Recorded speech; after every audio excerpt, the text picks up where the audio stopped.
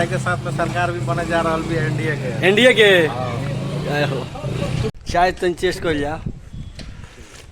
नीतीश कुमार के चाय हो बादा मीठ रही दुर्गा मंदिर स्थान बा।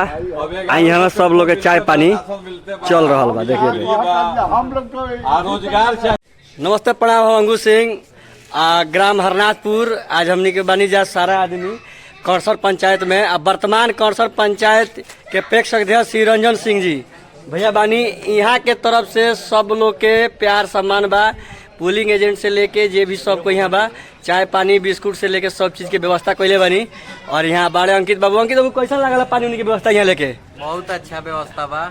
अब वोट गिरा दिले बानी। वोट गिरा बड़ो वोट तो हमनी के सब गिरो। सबसे पहला मतदान हम ही कैले बानी और सर्टिफिकेट पहले बानी सबसे ऊपर।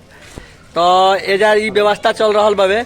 हम चाहेम कि हर पंचायत में ऐसा पैक्स अध्यक्ष चाहे मुखिया जे भी होके करे सब कोई के व्यवस्था। लेकिन रंजन भैया के दिल से धन्यवाद। और वो लोग खुश बनी लो व्यवस्था से आए रंजन सिंह जी के क्या कहे चाहते चाय के बारे में? चाय तो एक नंबर का बहुत टेस्टी बा बानू व्यवस्था ठीक बानू। टेस्ट अब सरकार में भी टेस्ट मिली। चाय के साथ में सरकार भी बने जा रहा भी एनडीए के बिल्कुल। हर हर महादेव। वोट होने चलता प्रशासन भी है तो उन्हें वीडियो ना बन पाई ऐसे नहीं हमने के बनल है।